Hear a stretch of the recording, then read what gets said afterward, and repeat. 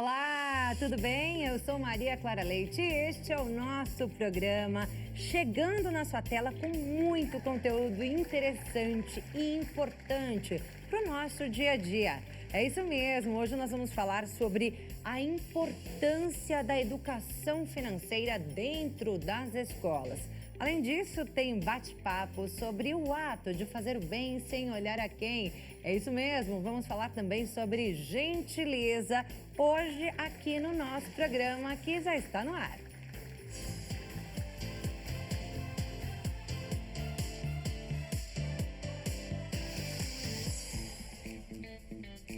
Seja muito bem-vindo ao nosso programa, uma ótima tarde para você. Muito obrigada pela sua companhia mais uma vez.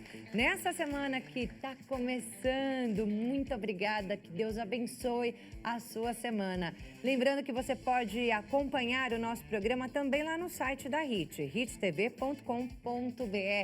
Siga a gente nas redes sociais, a HIT, o nosso programa e também a mim lá no Instagram, Maria Clara Leite TV.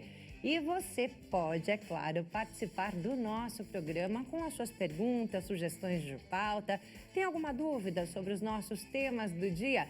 Manda sua mensagem para a gente no nosso WhatsApp DDD 11, número 33375886, esse número que aparece aí na sua tela. Bem, a gente vai começar falando de um assunto super importante que é a educação financeira. Faltou educação financeira para muita gente, não é mesmo? E aí a gente se perde muitas vezes nas nossas dívidas, nas nossas contas. Eu vou te falar que eu também estou aprendendo demais e hoje é mais uma oportunidade que eu e você temos de aprender sobre esse assunto com o nosso primeiro convidado aqui no nosso programa. Nós estamos com o professor Lúcio Flávio Franco, que é coordenador do Centro de Pós-Graduação da Fundação Santo André, no ABC Paulista. Muito bem-vindo, professor. Boa tarde, é um prazer estar aqui com vocês, com todos os telespectadores, e espero que a gente consiga evoluir um pouco mais nesse assunto que é tão carente e tão necessário hoje. É isso aí, a gente está aqui com um especialista nesse assunto, especialista na área da aula, é coordenador de faculdade de pós-graduação, né? E a gente vai falar justamente, professor, da importância de ter uma disciplina mesmo de educação financeira dentro das escolas. É uma necessidade? Olha, eu julgo que é uma necessidade para qualquer ser humano, até porque nós temos uma carga muito grande de ensino de como consumir.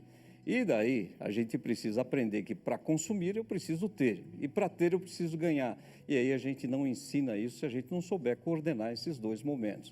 Então nós temos uma população muito fácil de consumir, mas com uma deficiência muito grande de poder ganhar. E ganhar, depois que eu ganho, como que eu vou ganhar isso? Que eu acho que é esse o ponto. Dentro das instituições de ensino, né, o MEC, eu acho que ele já está tentando fazer alguma coisa desde 2020. E aí chegou a pandemia, houve uma desarticulação, não houve uma evolução muito grande.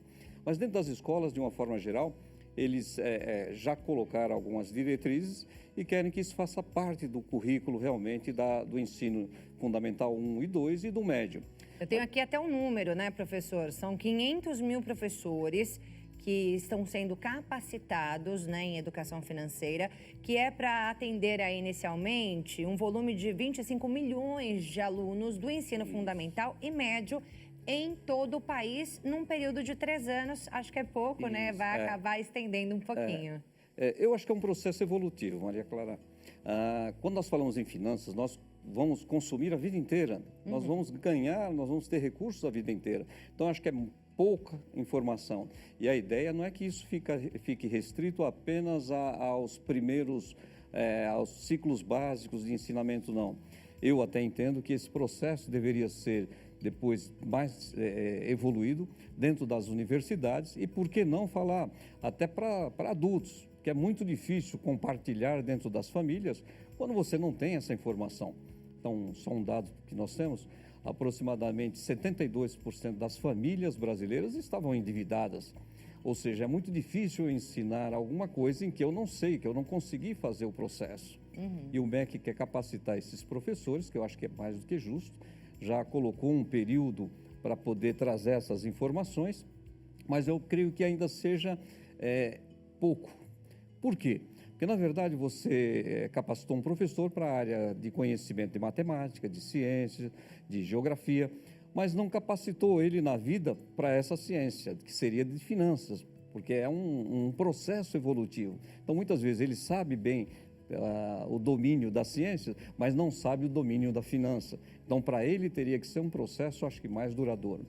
E se você parar para pensar, tanto nas nossas crianças quanto nos nossos adolescentes, eles são bombardeados para consumir direto. O tempo todo.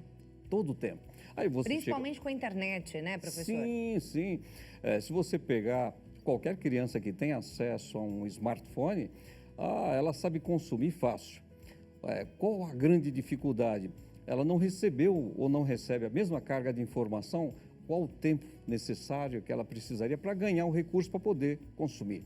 Então, nós temos poucos jogos educativos nesse sentido, nós temos pouca informação para eles nesse sentido.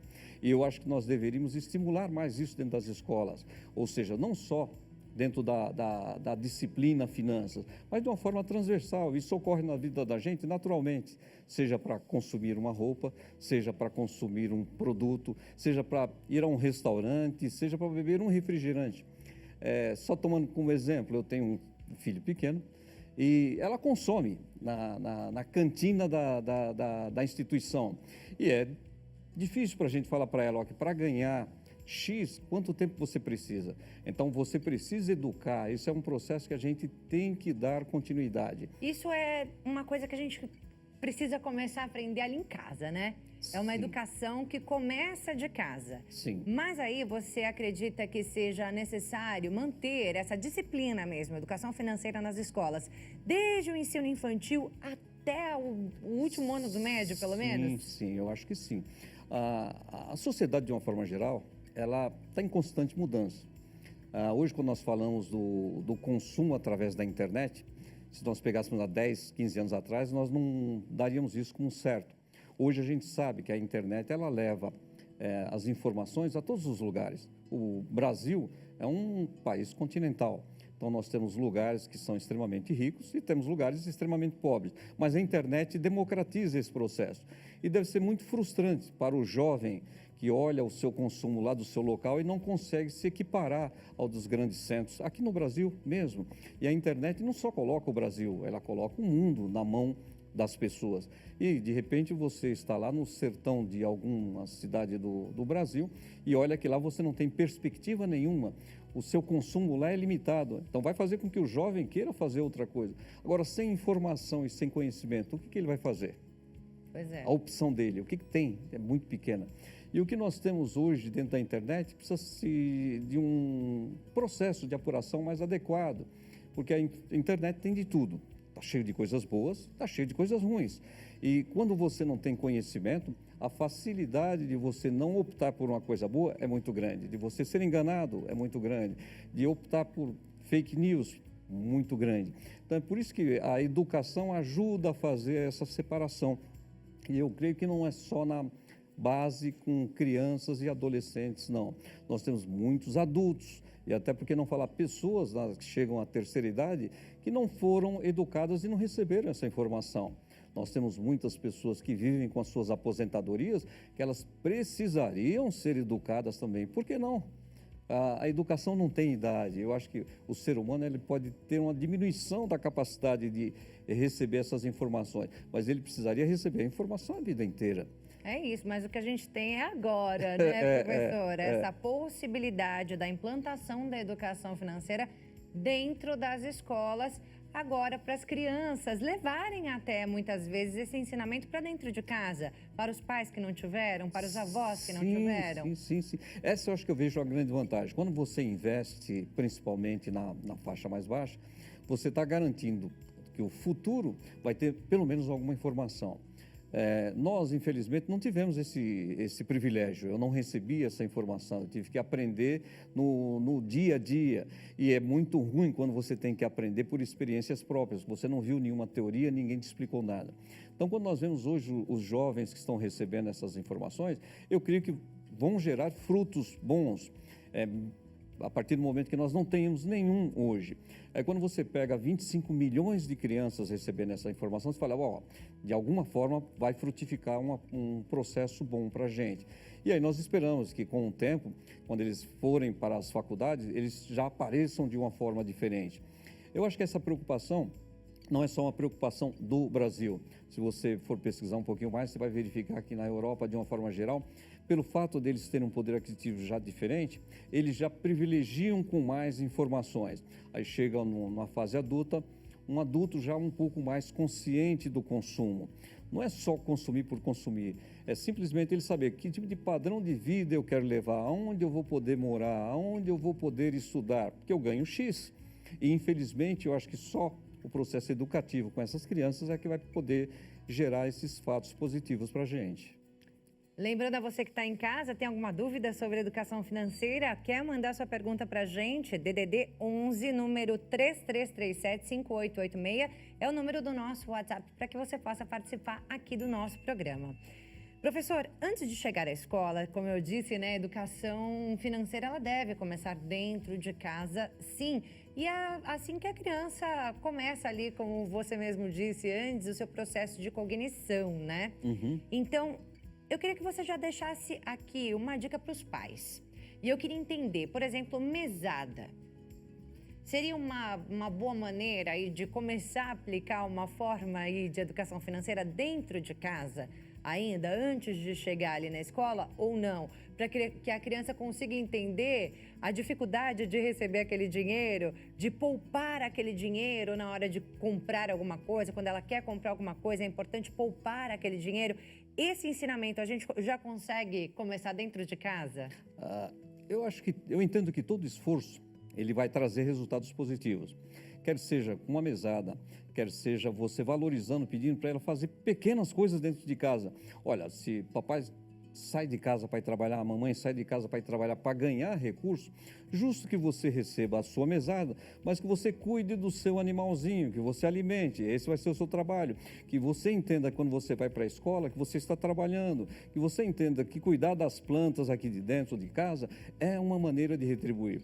Eu entendo que o dinheiro fácil não é bom passar ideia para ninguém, mas todo dinheiro ele tem que ter um esforço para que você o compense. Simplesmente dar mesada por dar sem nada em orientação, eu acho que acaba sendo um pouco vago e não dá muito aquela noção de que para ter recursos eu preciso fazer alguma coisa, a não ser que eu seja herdeiro e não preciso fazer nada, que é uma rara exceção de que a gente tem.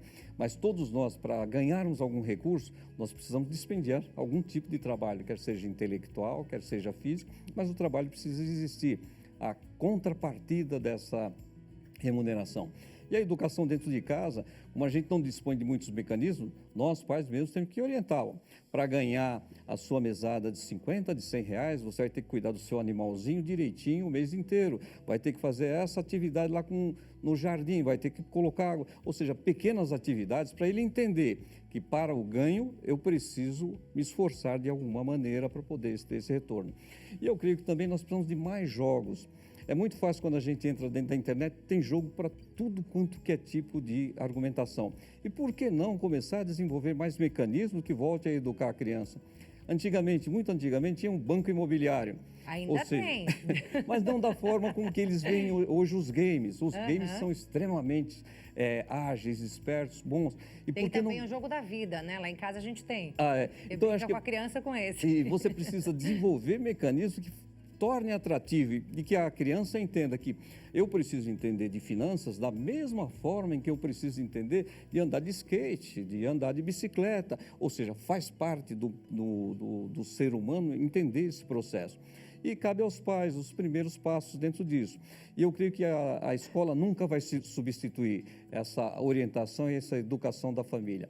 Eu acho que é sempre uma obrigação. Mas precisa complementar, né? Complementar, e é muito mais rico o aprendizado que você tem ali com os professores, porque tem muito mais conteúdo, né, para se passar ali dentro da escola, né? Às vezes é aquilo que você falou. Como a gente, né, as nossas gerações não tiveram educação financeira na escola, talvez tenha muita coisa que a gente não saiba. E Eu, como mãe, hoje, talvez tenha muita coisa que eu não saiba para passar para o meu filho. Então, é muito importante que tenha isso dentro das escolas, né? E mude já essa cultura das próximas gerações. eu acho que a complementação que você vai fazer em casa não vai substituir o que você tem nas escolas. A escola é onde você vai aprender. Em casa é onde você vai conviver, você vai viver.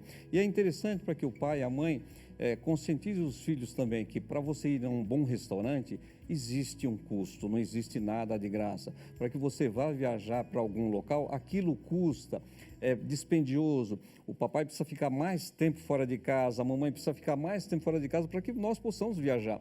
Eu acho que quando você começa a dialogar, informar e trazer mais informações para ele, você vai conscientizando. Aí o papel da família. E o papel da instituição de ensino aí é orientar de uma forma adequada. Falar a respeito de poupança, falar dos mecanismos, falar de dinheiro, falar do consumo, falar de todos os riscos que existem envolvidos e principalmente da qualidade de vida que você vai ter se você souber trabalhar bem esse tipo de item. Ah, não, eu só preciso saber viajar. Não, você vai precisar administrar bem os seus recursos para você ter uma boa qualidade de vida. Eu acho que é tudo intrínseco. É um item que ele é essencial na sua formação e na formação de qualquer indivíduo. Então, eu acho que o papel da família vai ser sempre essencial e a escola, o papel de ensinar. E que nós só descobrimos isso há 3, 4 anos atrás, que nós precisávamos colocar nos currículos das instituições. Eu entendo que ele precisa ser aperfeiçoado, ele precisa ser melhorado, os professores precisam ser realmente bem treinados e aí sim, daqui a alguns 10 anos, 15 anos, nós possamos falar, as nossas crianças receberam uma boa orientação e hoje, com 18, 19, são consumidores mais conscientes, têm os seus objetivos de vida bem mais definidos e que possam ajudar o seu pai, sua mãe, o seu avô, o seu tio, aqueles que não tiveram o privilégio de receber essa informação.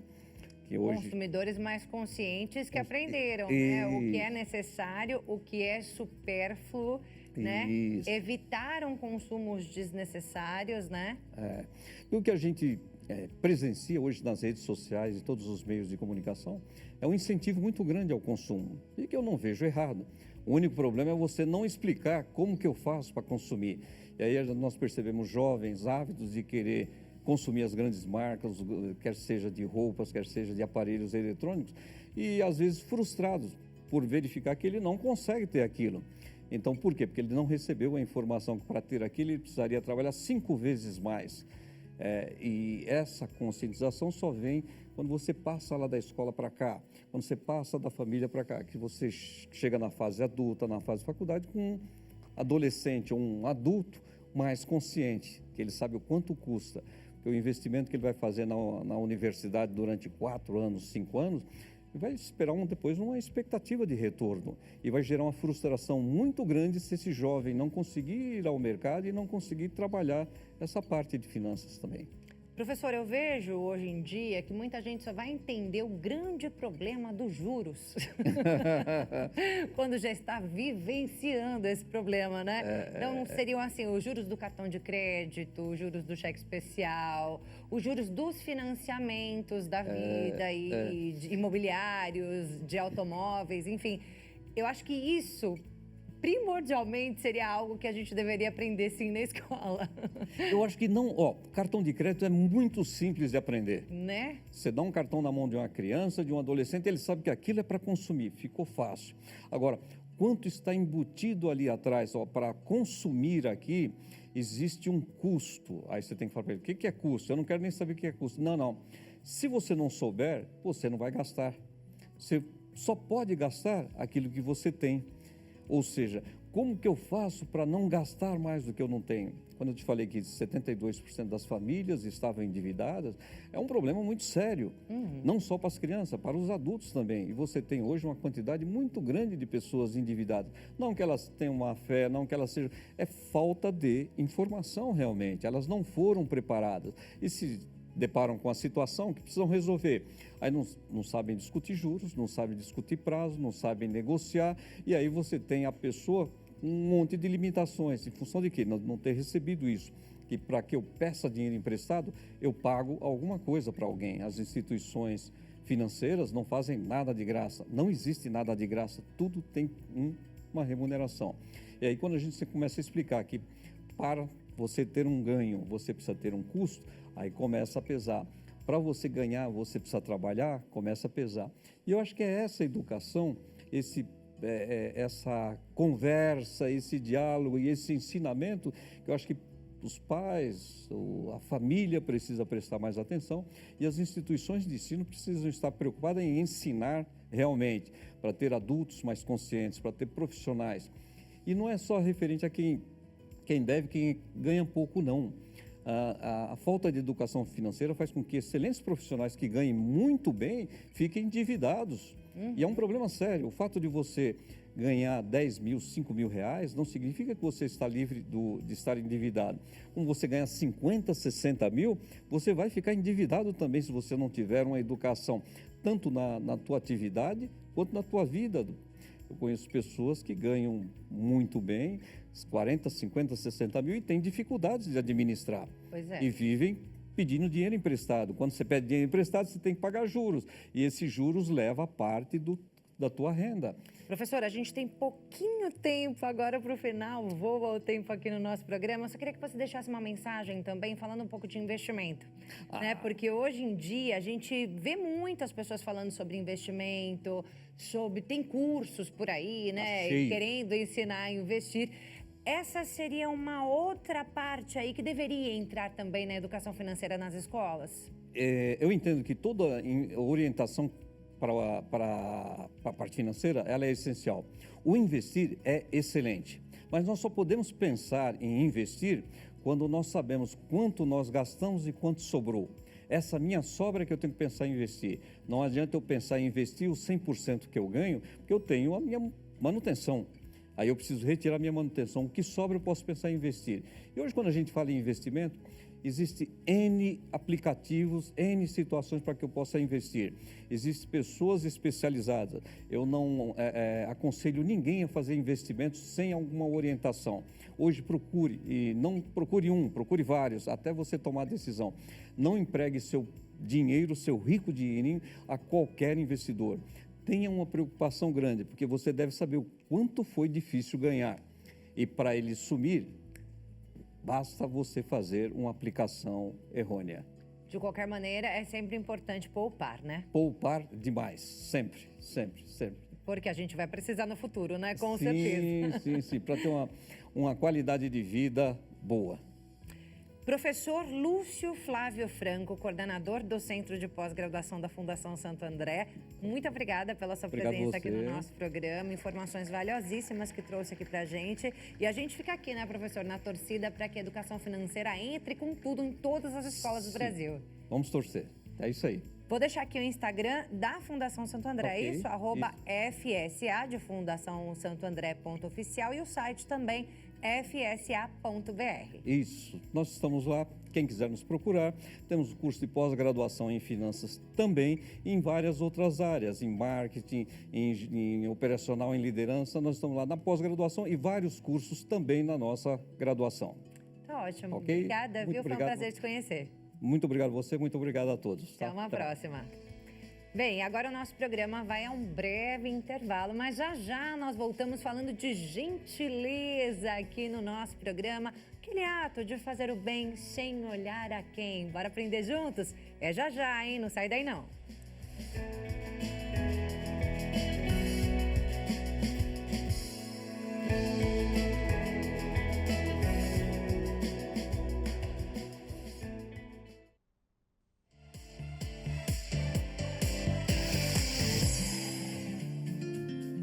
Já estamos de volta. Você que nos acompanha mais uma vez, seja muito bem-vindo. Muito obrigada pela sua companhia aqui no nosso programa. Uma ótima tarde para você.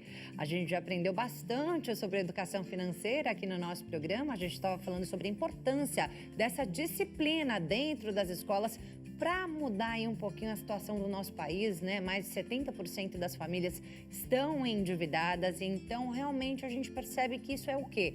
Falta de educação financeira. Então, a importância de ter realmente isso como uma disciplina dentro das escolas ao longo de todo o período escolar.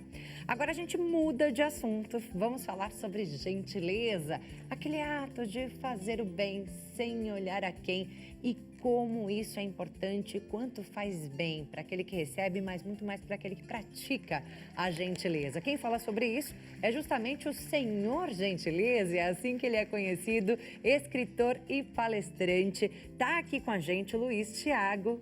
Mais uma vez, bem-vindo ao nosso programa. Isso para mim é um dia histórico, porque assim, é quando a televisão abre a porta para a gente falar de gentileza, né, Maria Clara? A gente tem que comemorar pra caramba. Com certeza. Muito obrigado pelo convite, obrigado à sua produção, obrigado a todo mundo que está aqui trabalhando para que esse momento seja possível. É isso aí, gente. O Luiz esteve aqui com a gente recentemente, né? E aí a gente conversou ali, parece que o tempo passou em 5 minutos. Meia hora passou em 5 minutos, não é isso, Luiz? É verdade. Por quê? Porque tem muita coisa boa para falar sobre gentileza, não é? Então, assim, para quem não assistiu, eu vou voltar aqui um pouquinho no assunto. Luiz, olha só, gente, é uma das principais autoridades mundiais em gentileza. Ele se dedica há 25 anos aos estudos dos impactos da gentileza, dos atos gentis dentro das empresas e também na sociedade. E aí, eu queria começar hoje falando um pouquinho sobre as suas descobertas com relação a esses estudos. Então, são muitos anos estudando gentileza. E lá no início, a minha intenção era somente estudar gentileza no ambiente profissional. Então, quando eu fui para pós-graduação, fui estudar educação para o trabalho. O meu professor orientador, já falecido, ele disse assim: olha, você está transferindo para as empresas uma responsabilidade que é de transformar a sociedade, porque elas têm um poder aquisitivo, elas têm recursos. Então, o poder de cada uma delas é muito maior do que um indivíduo. Só que você precisa entregar uma ferramenta, você precisa sugerir uma ferramenta para as empresas utilizarem. E foi quando veio a gentileza. Eu passando de um ônibus, lá no Rio de Janeiro, passei pelos poemas do Profeta Gentileza. A gente falou sobre ele no outro programa, né? E eu falei, é lógico, gentileza. Não, gentileza no trabalho. Ou seja, a gentileza como uma ferramenta de gestão de pessoas, né? Então, assim, é possível, sim, você adotar um modelo de gestão simples e humano através da gentileza. Então, assim, a minha intenção era somente isso, estudar gentileza no trabalho, só que gentileza tem uma profundidade e um poder muito grande que acabou se espalhando, né? Hoje a gente fala de gentileza na sociedade, na tua casa, na minha, na rua, em todos os lugares, não só as empresas. Inclusive, quando a gente fala sobre ser gentil com a gente mesmo, né? Com nós mesmos, não é isso? Então, a gentileza começa com a gente, lógico, não é? Claro, lógico que começa. Lógico que começa. Eu recebi uma pergunta essa semana sobre gentileza, porque a gente está no Setembro Amarelo ainda, né? Está acabando hoje o Setembro Amarelo, mas o autocuidado é sempre, né? A gente tem um mês aí para poder reforçar a importância de olhar para dentro, né? De se cuidar. E a temática aí a discussão dessa semana foi sobre reciprocidade. Gentileza é uma questão de você querer praticar e de querer receber. Aquele que pratica a gentileza também precisa receber, porque ele não está imune, não está imune à violência urbana, não está imune a doenças psicossomáticas, não está imune a carências afetivas. Então, aquele que doa, ele também precisa receber. Então, a reciprocidade é muito importante, né? Olhar para dentro não é só entregar gentileza, é também abrir seu coração para receber, já que é um remedinho, né? É um remedinho para todos nós. Todos nós precisamos. É tipo água, né? Todo mundo precisa tomar, não é isso? Precisa. Então, assim, mas você sabe, você é um remedinho. O Ronaldo da produção que está ouvindo a gente é um remedinho. Essa menina aqui da produção, são remedinhos, Sabrina? Sabe por quê? É a Sabrina, né? Sabrina, Edgar, nosso É o cinegrafista. Edgar, exatamente. Todos são. Olha a estrutura, Maria Clara. A estrutura, para a gente falar de gentileza, é um monte de gente mobilizada para isso, para gentileza. Um fazendo pelo outro, né? O tempo todo. E aí, você estudando, né, no meio aí dos seus estudos, você criou um método chamado Método Gentileza.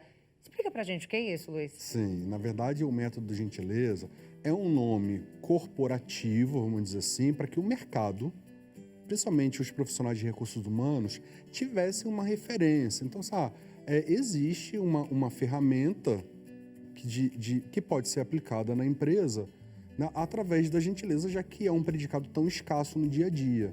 Então, cobramos tanto do outro um comportamento dócil, um comportamento gentil, delicado, saber ouvir, né, ter paciência, mas de que forma que a gente aplica isso?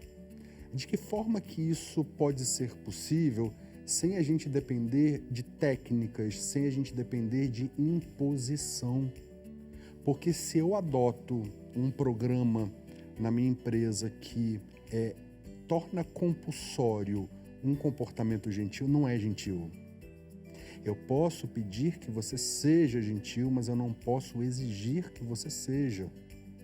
Aí que tá. Então, assim, esse método de gentileza, na verdade, é um conjunto de exercícios, de dinâmicas, de oficinas, de capacitação, de conscientização, né? Além das ações de ordem prática que a gente realiza nas empresas para que cada um tenha aquele despertar, sabe? Aquele, opa, eu não posso esperar que o outro seja. Por que eu não tomo iniciativa? Por que eu não sou o primeiro? Né? Esse é o método gentileza.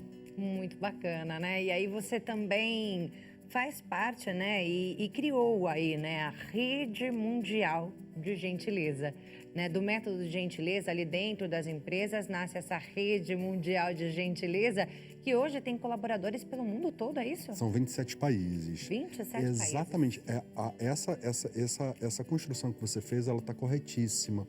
Foi de um trabalho realizado numa empresa que surgiu uma outra frente, que é um movimento coletivo que se espalhou pelo mundo. Então, olha o poder que todos nós, empresas, temos, né? Olha o poder disso, olha o poder que o meu negócio, por menor que seja, tem de impactar a sociedade. Isso foi em 2010, né? Foi em 2010, inclusive, eu devo isso a uma pessoa, o nome dela é Rafaela Zanata, uma líder que fez contato comigo, a primeira, em 2010, que disse para mim assim, olha, você não tem nenhuma referência aí no mercado que eu possa ligar, né? Você não tem um cliente que eu possa ligar para ter uma chancela, mas eu vou te contratar. Olha. Você topa capacitar um grupo da minha empresa de São Paulo e um grupo do Rio de Janeiro? Eu falei, topo. E essas pessoas, após a capacitação, se juntaram para ir para as ruas distribuir abraços. Daí nasceu a Rede Mundial de Gentileza. Pontinho de Luz é o apelido dessa rede, que hoje em 27 países, 300 mil voluntários, e agora em novembro a gente faz um outro censo, que é quando acontece a ação do Dia Mundial da Gentileza. Dia Mundial da Gentileza acontece em novembro, que dia? 13 de novembro. 13 de novembro. Então, aquele gentileza a gente precisa praticar todos os dias, mas nesse dia em especial, é isso? É o dia, lógico, porque é o dia que a gente tem para chamar a atenção do mundo. Gentileza todo dia, toda hora, mas a gente tem um dia mundial para comemorar. Olha, a gente tem um dia nacional no Brasil, é dia 29 de maio, o Dia Nacional da Gentileza. E em São Paulo é a única capital que tem o Dia Municipal da Gentileza, que é 17 de setembro. Tá chegando. Já passou, Já passou, Já passou, né? Já passou. É 2 17 de semanas setembro. atrás. Exatamente. Convida aí. Mas, ó, já todas as cidades estamos dentro, né? Estamos dentro. Dentro do mês ainda de setembro, falando de gentileza. A gente te chamou para falar de gentileza antes dessa data e agora depois também para a gente seguir com o assunto. E eu lembro que naquele dia, né, em que nós conversávamos anteriormente, agora recentemente aqui no nosso programa, a gente trouxe alguns vídeos que você posta lá nas suas redes sociais e também lá na rede social da Rede Mundial de Gentileza, né? E a gente baixou alguns desses vídeos para que você pudesse comentar. Vamos. E hoje não foi diferente. Eu baixei alguns outros também para que a gente possa comentar, que são muito fofos, né? Vamos. Você falou aí da Rede Mundial de Gentileza, né? E desse dia em que todos se mobilizam, né? para realmente mostrar a importância da gentileza. E eu lembro que você falou agora também sobre essa ação dos abraços, né, que é muito bacana. E é assim, são vários os vídeos que mostram esse tipo de atitude. A gente vai começar a mostrar alguns deles. Pode soltar primeiro pra gente, por favor, diretor. A gente tem que ter amor pelas pessoas. Isso mesmo. Mesmo que a gente não tiver contente, mas a gente tem que ter amor pelas pessoas, mesmo que a gente não tiver contente, né, mamãe? É, filha. Muito bem. Nunca é demais. Amor? Nunca é demais, filha. Não é demais pra ninguém. A gente sempre tem que ter amor na comida, É verdade. nas pessoas, Isso nunca na casa. Eu esqueci da casa. Na família. Na família nunca é demais ter amor por ninguém. Verdade. Verdade. Parabéns. Isso É mesmo. sempre bom Lindas palavras. ter amor. Eu amo falar isso porque às vezes é bom saber, é bom aconselhar outros, é bom dar. Dividir isso com outros. Oh, meu Deus, que coisa mais linda essa menininha. Lulu, é o nome dela, não é isso? Eu vi lá nos comentários. Exatamente. Coisa mais linda essa menina. Exatamente, gente. Que emoção, né? Como não se emocionar com uma coisa dessa, né? Como Uma não menina se emocionar? tão pitica, já com esse conhecimento de que amor nunca é demais. Nunca Gentileza nunca é demais. Não, não é. E não há erro na gentileza. Não há erro. Nunca será um erro praticar a gentileza. Não é? Nunca será um erro. Ela fala ali, coloca amor na comida, né? Coloca amor na comida. Coloca amor, Maria Clara, no que você faz, por mais simples que seja. Coloca amor na sua relação em casa. Coloca amor no arroz que você vai fazer. E eu tenho uma história para contar com essa questão do arroz. Dona Célia, de Bodocó, Pernambuco. Bem sertão de Pernambuco, Dona Célia. Eu passei uma vez na casa dela, ela convidou a gente para almoçar, né? A gente estava numa missão humanitária nessa região. Ela falou assim, vocês vão almoçar aqui. Na volta, vocês vão passar aqui e vão almoçar aqui. Eu falei, tá bom. E tinha arroz, tinha pirão, né? Aí eu falei assim, nossa, Dona Célia, que arroz gostoso, que delícia esse arroz. Ela provavelmente esteja assistindo a gente. Dona Célia, um beijo, tá? Um beijo pra sua e pra sua família. Beijo pra Dona Célia, aqui do nosso programa ela também. É fiel, ela sempre tá antenada. Aí eu falei assim, Dona Célia, que delícia. Ela falou assim, olha, dizem aqui que eu sou a pessoa que faz o arroz mais gostoso. Eu falei, qual é o segredo, Dona Célia? Eu faço com amor. É isso. Eu Esse faço é o com amor. tempero. Esse é o tempero. Nunca vai ser demais. É o tempero da vida. Nunca vai ser demais. O amor não ocupa espaço. A gentileza não é um erro. Não é erro você ser gentil com as pessoas. Não é? Não é um erro amar as pessoas. Por Coisa mais que a linda, sociedade gente. diga o contrário, né? É isso aí. Eu amei essa menininha. Que inteligência. É ingenuidade, né? A gentileza, ela vem com a gente. A gente nasce com ela, né? E eu só peguei os vídeos, a maioria dos que a gente baixou é justamente das crianças, né? A gente precisa muito aprender com as crianças. Quando a gente fala de amor, quando a gente fala de gentileza, a gente tem muito a aprender com elas, não é? Temos. Então vamos soltar o vídeo 2, por favor, diretor. She's got eyes of the bluest skies as if they thought of rain. I hate to look into those eyes and see. É isso aí, não é coisa Você vê linda? que ela troca, que ela dá um... Ela ganha um biscoito. Um biscoito e o rapaz dá um doce para ela. E qual é a mensagem disso, né? A mensagem se alguém for gentil com você, retribua, revide. As pessoas, ao invés de se prenderem nisso, que é a mensagem do vídeo, começaram a questionar por que uma criança está recebendo algo de um estranho, principalmente de comer. Falei, minha gente, a intenção do filme não é essa. Cuide de você, da educação dos seus filhos na sua casa e diga a ele, olha, não pode comer nada que um estranho dê. A mensagem não é essa, mas é a pureza, né? Se alguém for, o que ela quis dizer, se alguém for gentil com você, revide. É isso. Revide. E como você disse anteriormente, seja o primeiro a praticar a gentileza. ninguém foi gentil com você, seja o primeiro. Seja primeiro. Né? E seja esse reflexo, leve essa informação para as pessoas, seja exemplo. O próximo vídeo fala sobre isso. Seja o primeiro a ser gentil com alguém. Pode colocar, por favor, diretor.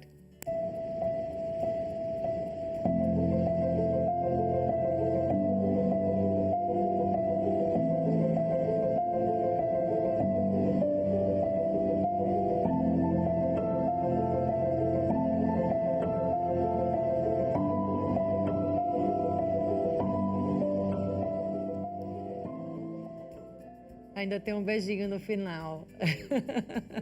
Ainda tem um abraço no final. Que coisa linda. As crianças têm muito a nos ensinar. Eu me importo com você. Eu tenho 2, você não tem nenhum. Essa mensagem, aí, existem várias camadas aí nessa mensagem, viu, Clara? Eu divido aquilo que eu tenho sobrando com você porque você me importa. Eu me importo com você. Então eu tenho 2, você não tem nenhum, fica com 1, né? Mas aí a gente precisa entender várias camadas aí dessa mensagem, porque a gente precisa ter transbordando para compartilhar. Não pode faltar mais. Não dá para faltar. A gente está falando até de coisas que não são materiais. Por exemplo, sentimentos, emoções. Naquele dia, você não está bem. Naquele dia, você não está bem nem para ouvir. Um amigo que precisa, tá tudo bem. Respeite os limites. Agora, você é o responsável por impor esses limites. Até onde é o nosso limite? Até onde é o meu limite? É isso. Mais uma lição, né? Mais uma lição aprendida aí com as crianças, hein, gente? Sempre. Esse último vídeo que a gente baixou não é com crianças, não envolve crianças, mas a mensagem dele é tão bonita quanto. Vamos soltar. Tables and chairs warmed by all of the dust. This is a place where I don't feel alone. This is a place where I feel at home.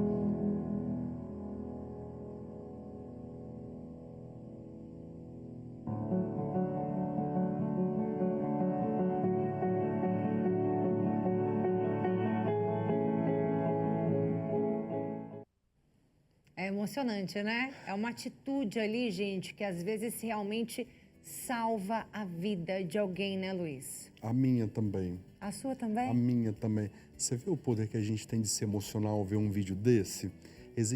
Acontecem reações bioquímicas no nosso organismo. A gentileza é tão poderosa. Quando eu pratico gentileza, eu tenho uma descarga de 33 hormônios do bem-estar. A pessoa que recebe a minha gentileza também, ela também tem uma... E aquela pessoa que está só testemunhando uma gentileza acontecer, que foi o nosso caso aqui. Só de ver essa gentileza acontecer, a gente também tem um disparo de hormônios do bem-estar na corrente sanguínea. Gentileza faz bem para quem pratica, para quem recebe e para quem vê. Né? Mas os adultos aqui não estão preocupados com isso. Mas se tiver uma criança passando ali e testemunhar, eu já ganhei o meu dia, já valeu demais a pena. Nenhum gesto de gentileza, por mais simples que seja, jamais será perdido. Jamais.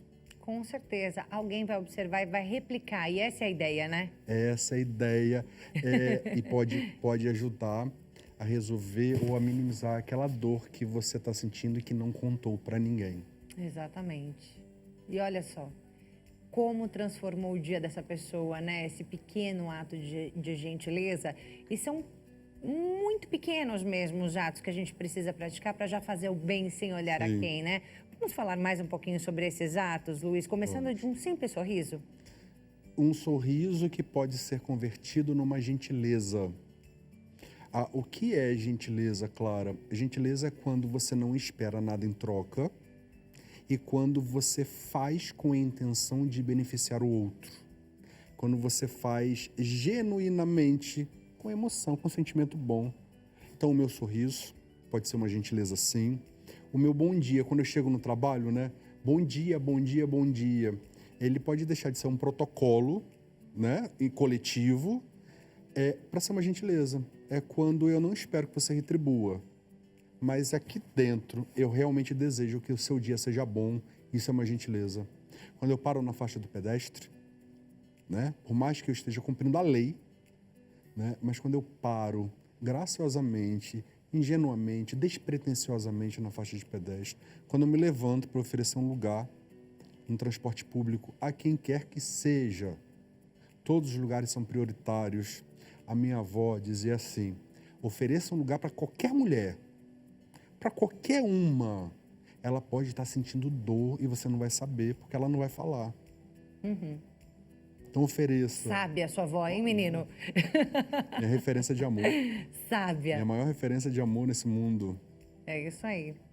E a gente teve aí, né, alguns desses exemplos de gentileza, mas são vários, né? E aí eu pedi para você começar falando sobre o sorriso, porque a gente já teve aqui muitos neurocientistas e outros profissionais que falam justamente que a gente não precisa nem ter vontade de sorrir para sorrir, que a gente acorda e faz o movimento do sorriso e isso já conversa com o nosso cérebro. E aí a gente já tem os neurotransmissores que vão dar pra gente esse prazer, essa sensação de prazer. Sim. Você sabe que a gentileza, ela entrega além. O sorriso é uma das formas de autogentileza. É uma das formas. E o sorriso, ele é tão poderoso que acontece tudo isso e a gente vai além. A gente pode dizer que quando esses hormônios são liberados na sua corrente sanguínea, esses neurotransmissores, eles disparam gatilhos que vão até para as glândulas e as glândulas disparam esses hormônios. O organismo da gente, o corpo da gente, fabrica uma energia. Então, eu estou falando de física, estou falando de ciência. Essa energia, ela é tão especial porque ela faz com que o seu dia seja bom, seja leve e que você se conecte a pessoas que estão vibrando na mesma energia. Então, é por isso que, que legal, olha só, eu de manhã cedo foi tão bom porque reencontrei um amigo, ou ajudei uma pessoa e de repente eu tô aqui com você, sabe? Então, assim, a gentileza e pode começar com esse sorriso logo de manhã. Não é? Né? Pode. Para você, no espelho, não é? Essa é a ideia? Se olha no espelho e sorria, para você mesmo. Exatamente, para você mesmo. O amor ao próximo começa pelo amor próprio. É isso. Vamos aproveitar esses últimos minutinhos que a gente tem aqui para deixar alguns exercícios a mais para quem está em casa acompanhando a gente. Você já falou tanto o quanto é importante a gente ser gentil, o quanto isso faz bem para nós mesmos e para aquele que recebe. Que outros exercícios, como por exemplo, assim, não sei, talvez se colocar à disposição para ajudar uma pessoa. Que outros exercícios a gente pode praticar ao longo dos nossos dias? Ah, mas eu não tenho tempo, eu não posso ajudar ninguém. Poxa, mas você pode fazer alguma coisa. E pode fazer onde você já está, no seu contexto, no seu universo e em qualquer grupo a qual você pertença. A gentileza, ela jamais vai ocupar um espaço indevido. Ela vai simplesmente agregar a sua rotina que já existe. Então, exercício, primeira coisa, Clara, quando a gente decidir adotar a gentileza para a vida da gente, é trabalhar o desapego de esperar alguma recompensa, né? Primeiro passo. A primeira coisa. Então, eu pratico o bom dia, o sorriso para o outro, o posso ajudar, né? Sem esperar nada em troca, nem mesmo muito obrigado. Então, vamos falar aí de aperfeiçoamento moral, emocional, espiritual, né? Eu decido ser gentil e não espero que você seja comigo. Então, eu serei com você mesmo assim. Primeira coisa, não esperar nada em troca. Então, vai o bom dia, vai o sorriso, vai tomar água, pega a squeeze, a garrafinha do amigo e enche para ele. Ou então traz um copo, um pô de água ou com um café. São coisas do dia a dia que você já costuma fazer. Já é muito comum nas empresas, né? No dia a dia. Tá dirigindo, se preocupe com quem está ao redor. O maior protege o menor no trânsito. Então se preocupe com o pedestre. Né? Se for preciso, pare, deixe alguém atravessar. Comece a exercitar a gentileza aos poucos com aquilo que você já faz, né?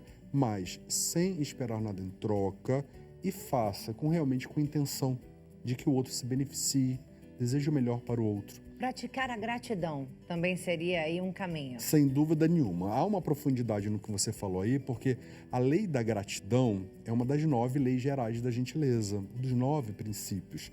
O que a gratidão diz pra gente em relação à gentileza?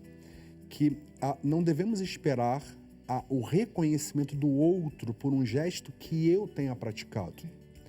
Eu me antecipo e eu reconheço a importância do outro, porque foi a fraqueza do outro, a dor do outro, a dificuldade do outro que me permitiu ser gentil. É isso. É sobre isso. É isso, gente. Luiz Thiago, tem muito mais lá, conteúdo lá no Instagram dele. Eu vou deixar aqui com vocês também no site, @SR de Senhor Gentileza, senhorgentileza.com. Mesma coisa, né? srgentileza.com é o site, SR Gentileza lá no Instagram, para você acessar os conteúdos desse homem incrível, né? O Senhor Gentileza. Obrigado, Clara. Obrigado. Do fundo do meu coração. Eu que agradeço mais uma vez de você estar aqui com a gente. Logo você volta, né, para falar mais de gentileza. Obrigada, viu, Luiz? Bem, e agora a gente tem o seu direito aqui no nosso programa, porque hoje é segunda-feira, dia do seu direito, com o doutor Leonardo Girundi. Pode rodar a vinheta. Agora, seu direito, com o advogado Leonardo Girundi. Olá, olá, olá, que alegria estar aqui com você mais uma vez para tratar do seu direito. O meu, o seu direito são muito importantes. E aqui esse quadro é sensacional. Eu sempre falo isso, porque aqui nós tratamos do seu direito. Você manda sua dúvida, sua pergunta, já anota aí, já está com a caneta? Já anota aí no seu telefone celular, anota o nosso contato. Ligue para nós no nosso WhatsApp, anote aí de uma vez, 11 3337 5886. Esse é o WhatsApp aqui da HIT. Então você pode mandar sua dúvida e sua pergunta por esse WhatsApp e também para o nosso e-mail. seudireito@hittv.com.br. Aproveite também e nos siga lá no nosso WhatsApp, no nosso Instagram, no @Leonardo Girundi. Mande sua dúvida, que aqui no programa, no quadro Seu Direito, nós respondemos. Faça aqui, ó, como a Maria Antônia, lá da Penha, da Penha de São Paulo, que nos mandou uma pergunta. Olha que pergunta interessante, tenho certeza que ela vai nos ajudar também. Olá, doutor, eu cuido da minha mãe de 80 anos com Alzheimer. Tem como eu passar a pensão dela para o meu nome?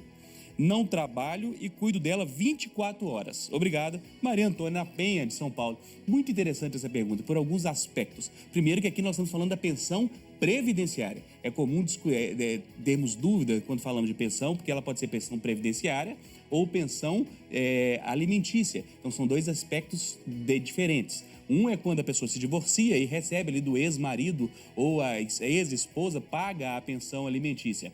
A outra é essa aqui, que é a pensão previdenciária. A pensão previdenciária é aquela onde uma pessoa contribuiu durante a sua vida para o INSS e depois, quando faleceu, ele já era aposentado ou ainda não, ele faleceu, deixa ali para o seu companheiro ou a sua esposa ou seu esposo a pensão previdenciária. É este caso aqui.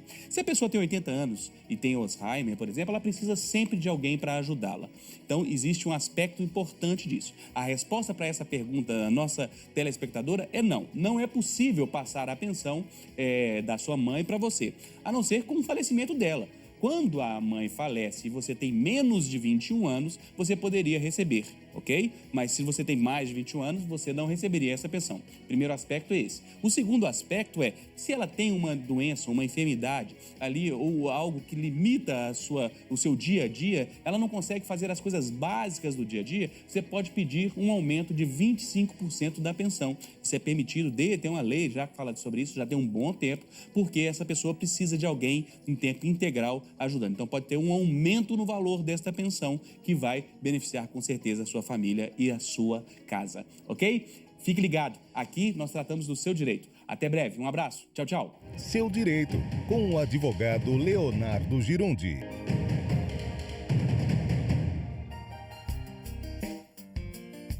Obrigada, doutor Leonardo Girundi, mais uma vez aqui no nosso programa, respondendo às suas dúvidas legais. Tem alguma dúvida sobre direito? Manda sua pergunta pra gente no nosso WhatsApp, que é aquele que você já sabe. A você que nos acompanhou até aqui, muito obrigada pela sua companhia. Hoje nós encerramos, então, o nosso programa com o seu direito. Que Deus abençoe a sua semana. Beijo grande para você e para sua família e até a próxima. Tchau, tchau.